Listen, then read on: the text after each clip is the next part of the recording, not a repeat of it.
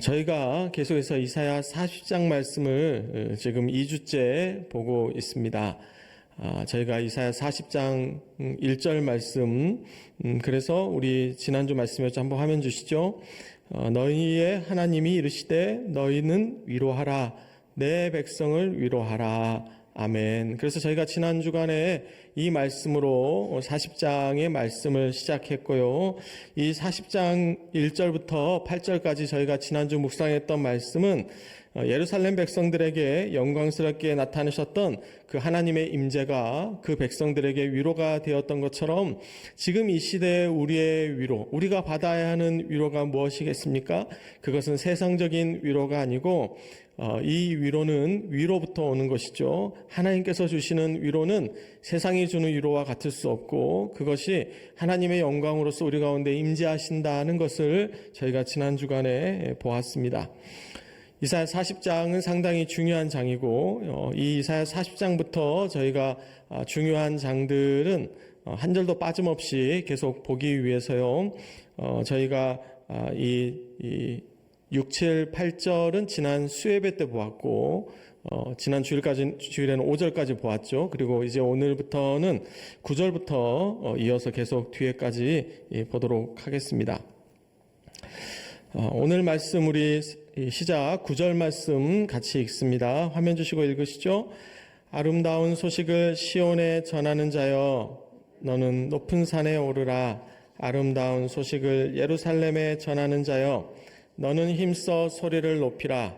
두려워하지 말고 소리를 높여 유다의 성읍들에게 이르기를 너희의 하나님을 보라 하라. 아멘.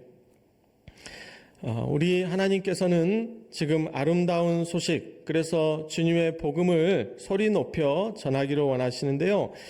핵심은 우리가 두려워하지 말라고 하는 것입니다. 우리가 인생을 살다 보면 때로는 우리가 신앙이라는 모습도 세상을 살 때 사람들에게 뭔가 숨겨지고 싶고 또는 우리가 자신이 없을 때가 많기 때문에 세상을 늘 우리를 두렵게 하고 또 우리가 우리의 두려움을 이기지 못해서 성령의 역사하심 우리가 경험하지 못하는 경우도 다반사입니다. 그래서 우리가 무엇보다 두려움 없이 하나님께서는 이 복음을 전하기를 원하시고요. 그래서 다른 사람들이 어떻게 생각하지 않든지 그것을 너무 신경 쓰면 안 됩니다. 우리가 다른 사람들의 눈을 의식하다 보면 우리 마음 가운데 불필요한 두려움이 생길 수 있으니까요. 오직 우리는 하나님의 말씀에만 집중해야 합니다. 오늘 말씀에 이 소식에 해당되는 히브리어 바사르라고 하는 단어는 직역하면 하나님께서 직접 계시다고 하는 그 하나님의 임재를 깨닫는 그 하나님의 말씀과 진리를 담고 있는 중요한 소식을 이야기하는 것입니다. 우리가 어떤 소식을 기다리고 계십니까? 우리가 뉴스를 틀어보면 이 시간에도 온갖 소식들이 세상에 난무하지만 그 소식들은 사람들을 살릴 수 없는 소식입니다. 그 소식 중에는 일부분 미담과 같이 아름다운 소식도 있겠지만 대부분은 그저 시간이 지나면 더 이상 뉴스거리가 되지 못하는 이야기들이죠. 그렇지만 하나님의 복음은 때와 철을 가리지 않습니다. 2000년 전에도 이 말씀은 굿뉴스였고요. 지금도 가장 복된 소식이고 사람들이 가장 들어야 하고 우리 모든 인류를 위한 가장 귀한 뉴스가 바로 우리 예수 그리스도의 십자가 부활의 능력 아니겠습니까? 그래서 우리 주님께서는 이 아름다운 소식을 어떻게 해요? 높은 산에 올라서 힘써 소리를 높이고 두려워하지 말고 소리를 높이라고 말씀하고 있습니다. 우리가 복음을 전해야 합니다. 저도 지금 이 시간 설교를 하고 있지만 우리 복음이 하나님의 말씀이 우리의 삶의 가장 중심이 되어야죠. 그래서 우리는 예배 가운데 우리는 말씀을 한 자라도 더 들으려고 하고 있는 것이고 결국 우리의 삶 가운데 여러분 그 말씀을 나 혼자만 알고 계시지 마시고 그 가장 아름다운 이름 나를 구원하신 예수 그리스도 그분을 우리 가까운 소중한 사람들, 우리 지인들에게, 친구들에게, 가족들에게 여러분 두려워하지 말고 전하십시오. 그것이 오늘 하나님께서 우리에게 주시는 뜻인 줄 믿습니다. 또한 10절 우리 같이 읽겠습니다. 읽습니다. 보라, 주 여호와께서 장차 강한 자로 임하실 것이요 친히 그의 팔로 다스리실 것이라. 보라, 상급이 그에게 있고 보응이 그의 앞에 있으며. 아멘. 그래서 우리가 하나님을 보아야 하고 하나님의 그 복음, 굿뉴스를 우리가 깨닫고 전해야 하는데요. 이 굿뉴스가 우리에게 좋은 소식이, 이 복음이 우리에게 좋은 소식이 되는 이유는 무엇입니까? 바로 그 하나님께서 강한 자로 임하실 것이기 때문입니다. 우리 하나님은 약한 분이 아니시고요, 능력이 없는 분이 아니십니다. 그분은 강한 자라고 오늘 말씀하십니다. 오늘 이 그의 팔에 해당되는 것은 하나님의 주권적인 통치, 그래서 온 땅을 다스리시는 하나님의 능력을 이 팔이 표현하고 있는데요. 여러분, 하나님의 팔을 상상해 보십시오. 그분의 팔의 능력이 얼마나 위대하십니까? 그 팔이 나를 붙드시고 온 세상을 붙드시고 지구를 붙들고 우주를 붙들고 계시는 그 예수 그리스도의 강한 팔에 여러분 의지하십시오. 그 팔이 지금 우리 가운데 다스리시고, 그래서 또한 상급이 있고 보응이 있다라고 오늘 말씀하시는데요. 그분은 우리에게 상급을 주시는 분이십니다. 면류관을 주시는 분이십니다. 우리의 인생 가운데 하나님 말씀에 순종하고 우리가 주님을 더 잘 섬기게 되면 우리의 인생 가운데 하나님께서 주시는 놀라운 선물들이 반드시 있다는 것을 여러분 믿으십시오. 여러분 믿으십니까? 우리 계시록 22장 12절 이렇게 말씀하시죠. 보라, 내가 속히 오리니 내가 줄 상이 내게 있어 각 사람에게 그가 행한 대로 갚아주리라. 아멘. 그래서 여러분 무엇을 행하고 계십니까? 은혜를 행하십시오. 하나님께서 은혜로 갚아주실 것입니다. 여러분 사랑을 행하십시오. 하나님께서 사랑을 갚아주실 것입니다.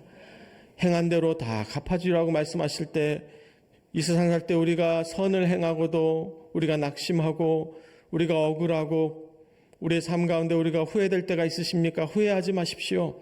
하나님께서 오시면 때가 되면 다 갚아주십니다.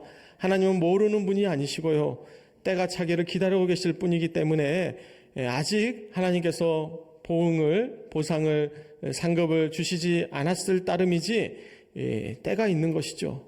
여러분 그 때를 기다리십시오. 하나님께서 때가 차면 반드시 보응해 주실 줄 믿습니다. 여기서 우리가 깨닫게 되는 것은 그 어떤 상급보다도 가장 귀한 것은 저 천국의 상급이고 이 세상의 상급과 비교할 수 없고요, 그것은 구원의 상급이고 면류관의 상급입니다. 여러분 이 땅에서 다 받으시겠습니까? 이 땅에서 다 받으시면 하늘에서의 상이 없다라고 주님께서 말씀하셨는데요, 우리가 이 땅에서 받는 것도 귀하지만 하나님께서는 더 귀하고 더 아름다운 것을 저 하늘나라에서 우리를 위하여 지금 예비하고 계신 줄 믿습니다.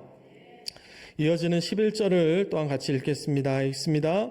그는 목자같이 양떼를 먹이시며 어린 양을 그의 팔로 모아 품에 안으시며 젖먹이는 암컷들을 온순히 인도하시리로다. 아멘. 오늘 11절이 말씀하고 있는 것은 우리 주님이 목자시다라고 하는 것이죠. 이 사실은 우리에게 그렇게 새롭거나 놀라운 사실이 아닙니다. 우리 주님이 목자시라는 사실은 우리가 성경 여러 군데에서 발견할 수 있는데요. 대표적으로 어떤 성경 구절입니까? 우리 시편 23편이죠. 네.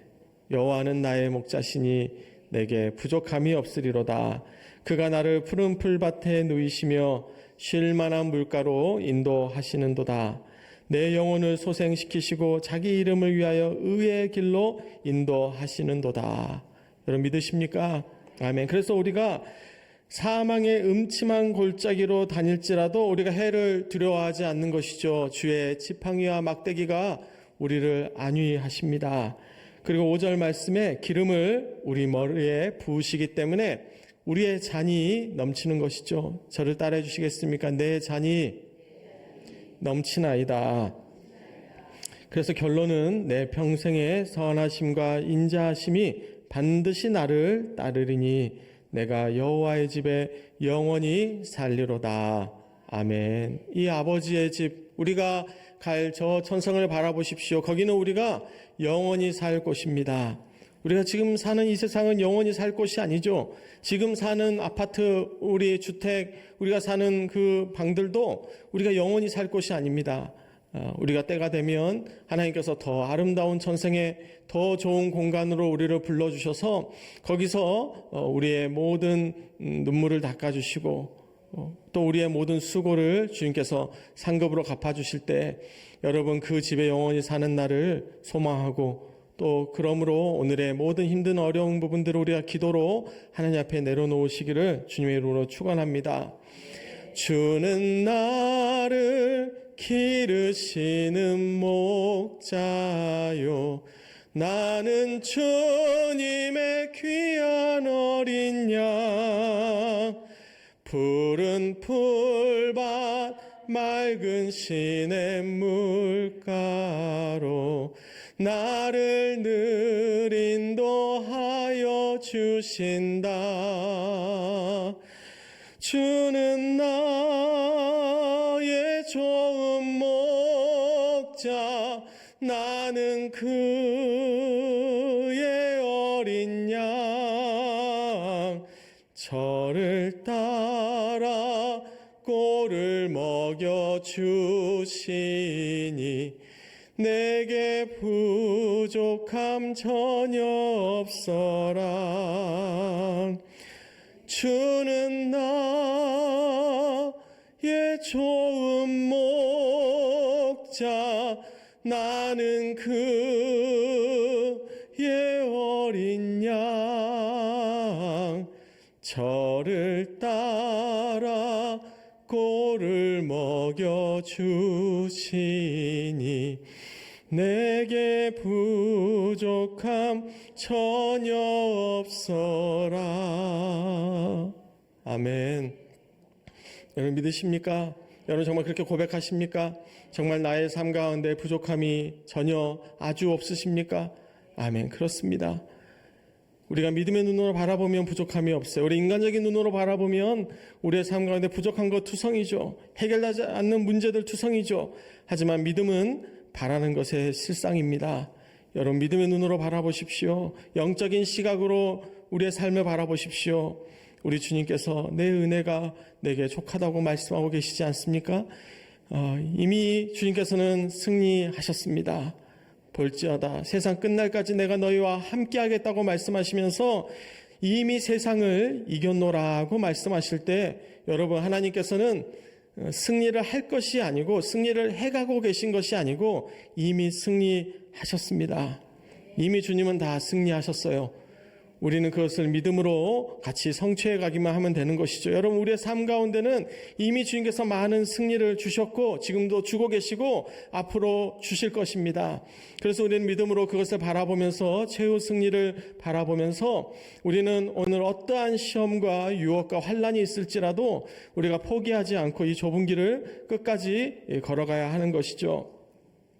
주의 팔에 그 크신 팔에 안기세 주의 팔에 영원하신 팔에 안기세 주의 팔에 그 크신 팔에 안기세 주의 팔에 영원하신 팔에 안기세. 아멘. 그래서 오늘 본문 말씀이 친히 그의 팔로 다스리실 것이라고 말씀해 주시는 것이고요. 그래서 10절에 보셨던 그 팔이 바로 이 11절에 와서는 그 팔로 우리를 모아서 품에 안아주신다고 다시 말씀하고 계시는 것입니다. 주님께서 우리를 어린 양같이 다 품에 안아서 안아주고 계실 때 우리의 인생 가운데 어떠한 어려움이 있을지라도 우리는 주님 품에 안기면 더 이상 두려워할 것이 없습니다. 우리가 혼자 산다고 생각하면 너무 두렵죠. 내가 그것을 싸워서 이겨야 된다고 생각한다면 우리의 인생은 정말 힘든 것들 투성입니다. 그런데 우리가 그런 이야기가 있잖아요. 어떤 분이 인생의 여정을 되돌아봤는데 힘든 부분에 와서는 그 전까지는 예수님이 나와 함께 동행하시면서 두 사람의 발자국, 그러니까 네 개의 발이 이렇게 함께 걸어가는 발자국이 나오는데 가장 힘든 삶의 여정에서는 그 구간에서는 하나의 발자국이 사라지고, 그러니까 한 쌍의 발자국이 사라지고 한 사람이 두 발만 남아있다라고 하는 것이죠. 그래서 그 사람이 예수님께 원망했다는 것 아닙니까? 주님, 정작 내가 살만할 때는 같이 계시다가 가장 힘들고 어려울 때는 그 가시밭길을 지나갈 때는 왜 주님 제 곁에 없었습니까?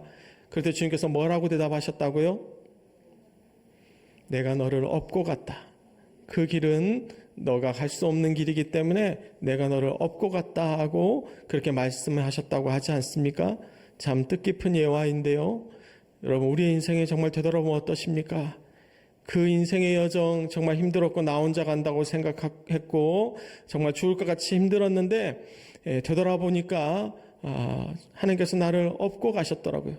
우리가 예수님 등에 업혀서 힘들다고 투덜거리고 우리가 그 어린아이일 때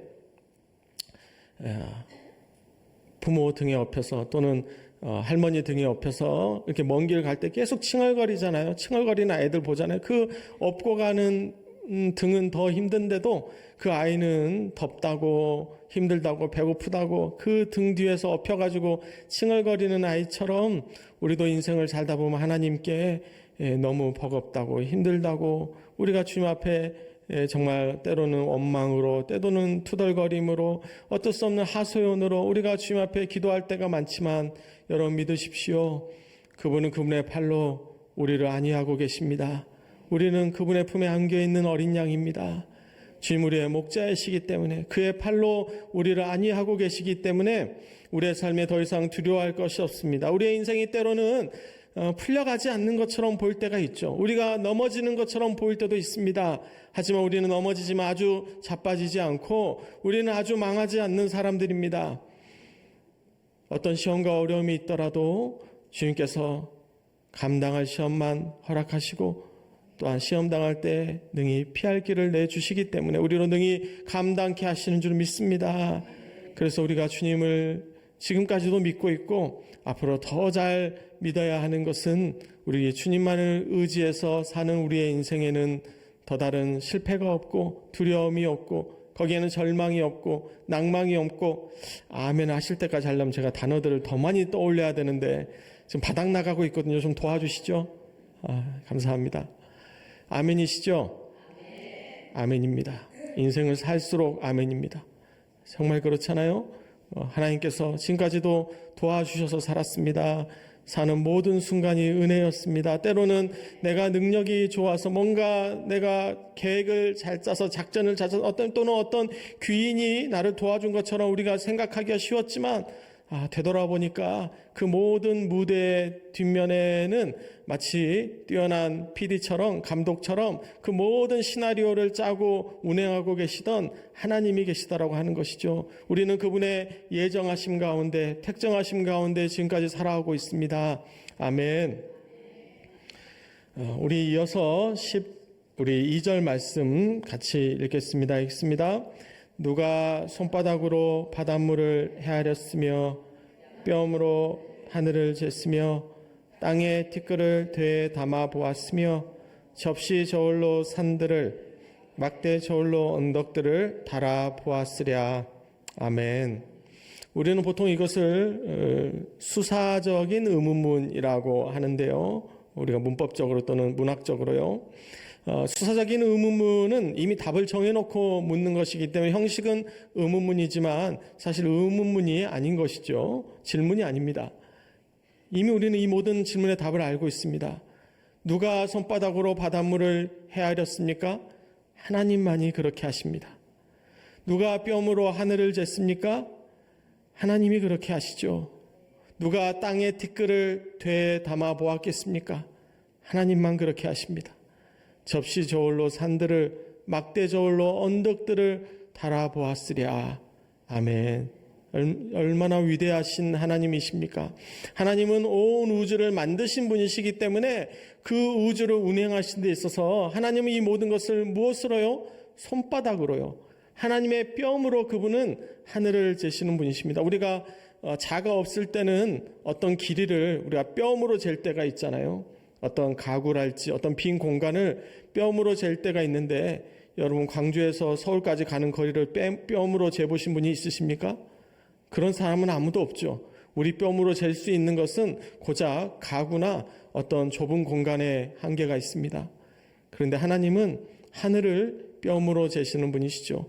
근데 여기에서 하늘의 원어의 의미를 보면 이 하늘은 단순히 우리가 보는 하늘만이 아니라 우주와 모든 천라만상을 다 포함하는 의미를 갖고 있습니다. 그분은 온 우주를 뼘으로 재시는 분입니다. 그래서 하나님은 우리의 인간의 상상을 초월하시는 분이시고요. 우리가 이런 위대하신 하나님의 능력을 바라볼 때 그것이 우리의 삶의 가장 큰 위로가 되시기를 주님으로 축원합니다. 또한 15절 이하에 주님께서 세상을 운행하시는 오늘 말씀의 최종 결론을 말씀드립니다. 보라, 그에게는 열방이 통에 한 방울 물과 같고 저울의 작은 티끌 같으며 섬들은 떠오르는 먼지 같으리니 레바논은 땔감에도 부족하겠고 그 짐승들은 번제에도 부족할 것이라. 그의 앞에는 모든 열방이 아무것도 아니라 그는 그들을 없는 것 같이 빈 것 같이 여기시느니라. 아멘. 그래서 우리는 이 하나님의 관점을 유념할 필요가 있습니다. 그래서 반복해서 말씀드리는 것은 우리가 사는 이 지구도, 모든 별들도, 이 한도 끝도 없이 넓은 우주도 하나님 앞에는 아무것도 아니다라고 하는 것이죠. 그래서 이 넓은 우주 안에 이 작은 지구도 별게 아니라면 그 지구 안에 있는 어떤 아무리 강한 강대국이라고 해도, 미국이고 중국이고 러시아고 일본이고 먼 나라라고 해도 그게 하나님 앞에서 얼마나 우습겠습니까? 이 나라에서 아무리 강한 자라고 트럼프라고 시진핑이라고 푸틴이라고 김정은이라고 뭐라고 해도 하나님이 그 인간이 얼마나 귀여우실까요? 얼마나 그 사람이 아무것도 아닌 사람이겠습니까? 대통령 무서우세요? 그런데 시장이 무서우세요? 근데 사장이 무섭습니까? 내 상사가 무서워요? 누가 무섭습니까? 사람을 두려워하지 마십시오. 그보다 크신 하나님을 두려워하십시오. 그래서 하나님께서는 다 그것들이 우리 16절 말씀처럼 하나님 앞엔 다 부족한 것들이다 라고 말씀하시면서 17절에 모든 열방이 아무것도 아니다 라고 하시는 것은 하나님 앞에 아무런 가치가 없다는 것이 아니고 그 모든 것이 하나님 앞에는 무력한 존재다라는 의미를 설명해 주시는 것이죠. 하나님은 모든 열방을 사랑하시고 그 모든 열방을 구원하시기로 작정하셨지만 그것이 그렇게 하나님 앞에 대단한, 얼마나 그렇게 하나님 앞에 하나님을 간섭할 만한 그런 능력이 있는 존재들이 아니라고 하는 것이죠. 결국 이 세상은 하나님 앞에는 다 소꿉장난이나 같은 겁니다. 우리가 어릴 때 생각해 보면 정말 대단했잖아요. 풀을 찍어가지고 음식같이 만들면서도 엄마 하나 하세요, 아빠 하나 하세요, 풀로 반지를 끼고 결혼식을 하고, 우리 어릴 때 소꿉장난 얼마나 재밌게 했습니까? 근데 그건 소꿉장난은 어디까지나 소꿉장난이죠. 우리가 사는 이 모든 세상의 인생이 하나님 앞에는 그 소꿉장난이나 매 한 가지 아니겠습니까? 여러분, 그 삶의 그 모든 문제들 하나님 앞에 기도로 내려놓으십시오. 하나님 앞에 그 모든 것은 열방이 아무것도 아니라 없는 것 같이 빈 것 같이 여기시는 하나님, 오직 하나님의 능력과 지혜, 오직 그분의 영광과 그분의 전지전능하심만 우리가 의지해야 할 줄 믿습니다.